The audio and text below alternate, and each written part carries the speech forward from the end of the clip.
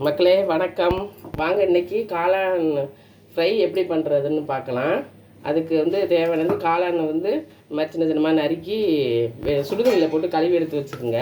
வெங்காயம், தக்காளி, இஞ்சி பூண்டு விழுது, இதுதான் நமக்கு தேவையானது.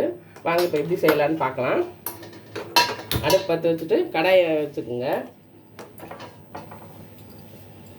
கடாய் சூடானது எண்ணெய் ஊற்றணும்.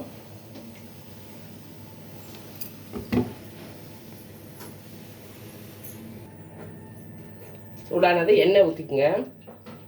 கொஞ்சம் தாராளமாக ஊற்றிக்குங்க, அப்போ தான் ஃப்ரைக்கெலாம் நல்லாயிருக்கும் டேஸ்ட்டு.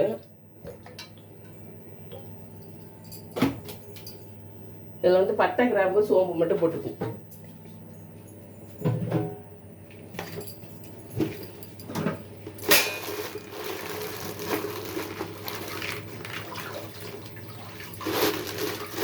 எண்ணெய் காஞ்சிருச்சு.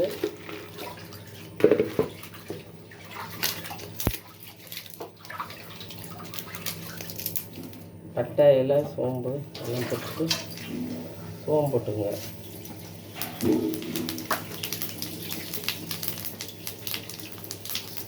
சோம்பு வெடிக்கணும், கொஞ்சம் செவக்கிற வரைக்கும் கிண்டிடுங்க. வெடிக்க வந்துடுச்சு. கருவேப்பிலை போட்டுக்குங்க. அப்புறம் வெங்காயம்,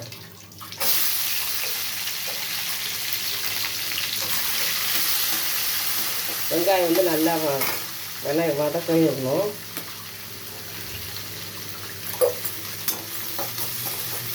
எல்லாம் செவக்கிற வரைக்கும் வெயிட் பண்ணுங்க.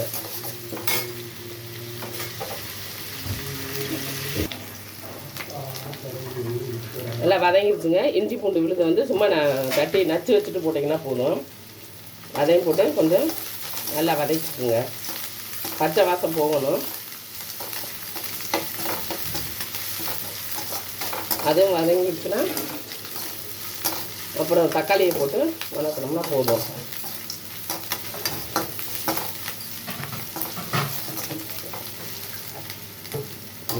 வாசம் வந்துடுச்சு. தக்காளி போடுங்க. 2 தக்காளி எல்லாரும் 3 தக்காளி போட்டாங்கன்னா போதும்.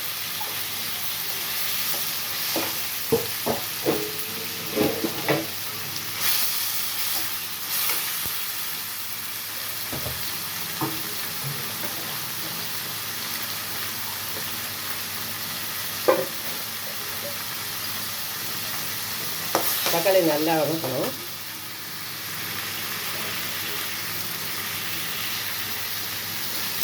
நல்லா தக்காளி பச்சை வாசம் போகிற அளவுக்கு நல்லா வேக விடுங்க. நல்லா அப்படி அடிச்சு விட்டீங்கன்னா வெந்துடும்.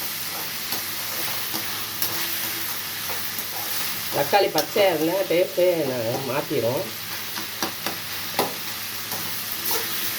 நல்லா சுருளை கிண்டி நல்லா வேக வைக்கணும்.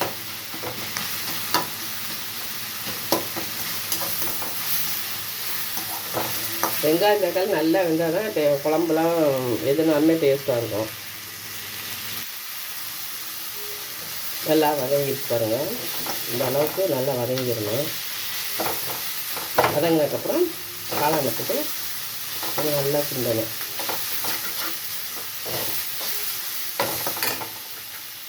காளான் சுடுதண்ணில் கழுவி வச்சுருக்கோம். அப்படியே போட்டுற வேண்டியதான்.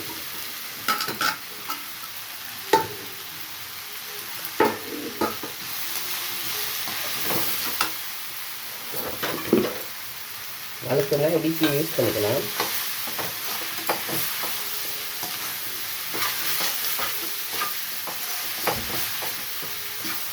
நல்லா அது எல்லாமே சுற்றி ஆகிற அளவுக்கு கிண்டிக்கணும்.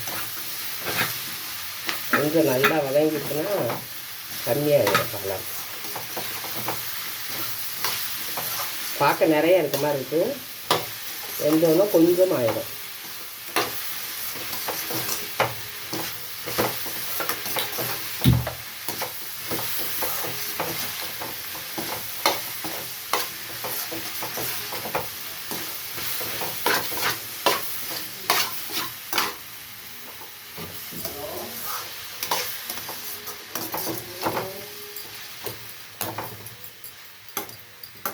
ஒரு அப்படியே 5 நிமிஷம் வேக விடணும்.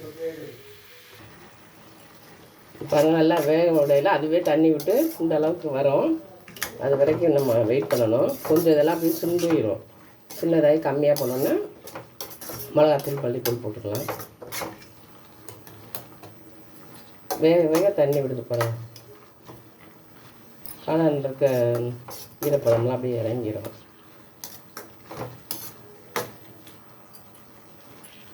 இப்போ வந்து அப்படியே மிளகாத்தூள் மல்லித்தூள் போட்டுக்கலாம்.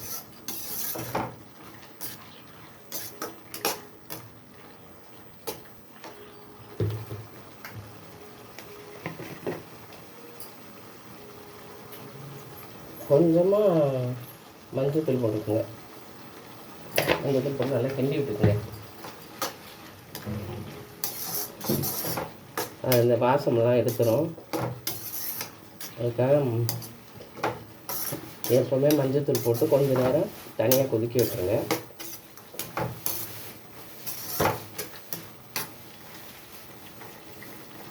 கொதிச்சிருச்சு.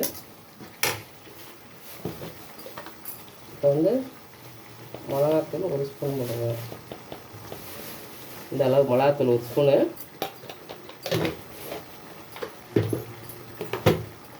அதே வந்து மல்லித்தூள் வந்து 2 ஸ்பூன் போட்டுக்குங்க.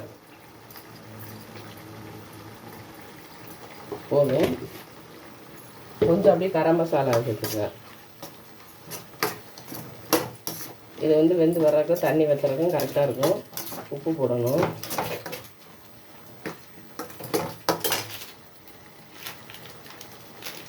கரம் மசாலா தேவையானது கொஞ்சமாக போட்டுக்க போதும்.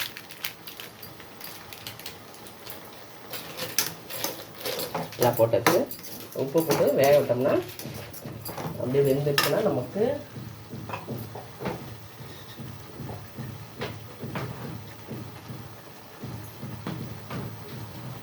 இந்த அளவு உப்பு போட்டுக்குங்க.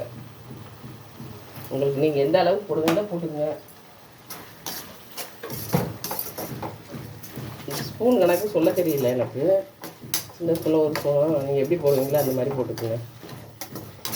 அவ்வளோதான். எல்லாம் சுருண்டு வரையில் ரெடி ஆயிரும்.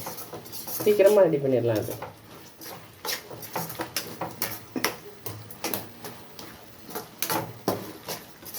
ஒரு 5 மினிட்ஸ் எல்லாம் வேக விடுவோம். டைம் கொடுப்போம்.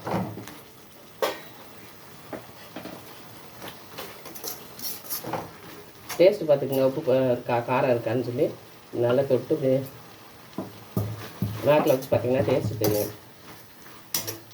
எது கம்மியாக இருக்கோ போட்டுடலாம். இப்போ எல்லாமே இது கரெக்டாக இருக்குது.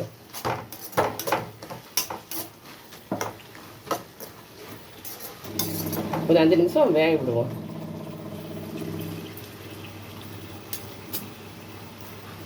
சிம்மில் வச்சு வேக விடணும். இந்த அளவுக்கு ரெடி ஆகிடுச்சு. இன்னும் கொஞ்சம் ஒரு 5 மினிட்ஸ் தண்ணியெலாம் சுண்டணும். அது வரைக்கும் அதுக்குள்ளே நம்ம வந்து கொஞ்சம் பெப்பரை ஆட் பண்ணிக்கலாம். ஆட் பண்ணி கிண்டினோம்னா அதை வச்சிருச்சுன்னா நமக்கு ரெடிங்க ஃப்ரை. இப்போ இது மறுபடியும் கொஞ்சம் நேரம் மூடி வச்சிடலாம். சிம்மில் வச்சிடலாம். அப்போ தான் அதெல்லாம் சேர்ந்து எண்ணெய் பிரிஞ்சு வரும்.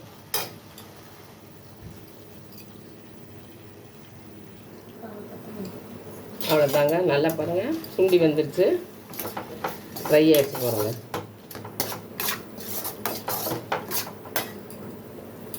நல்லா கொஞ்சம் நல்லா சுருளை கிண்டிக்கணும். வாசமே நல்லா கும்முன்னு இருக்குங்க. சாப்பிட்டோங்க சூப்பராக இருக்கும்.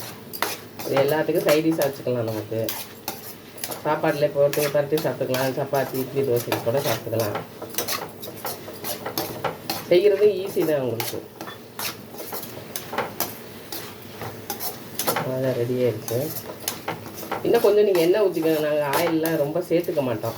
அதனால் நான் கம்மியாக ஊற்றிருக்கேன். இன்னும் எண்ணெய் ஊற்றி அந்த எண்ணெய் பிரிஞ்சு வரையில் இன்னும் நல்லாயிருக்கும்.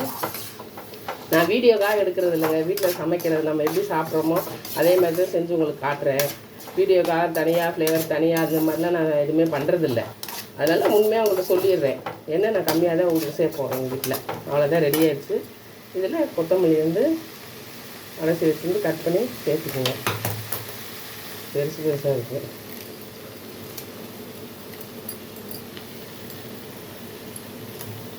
கொத்தமல்லி சேர்த்தாச்சு. அவ்வளோதான் ரெடிங்க.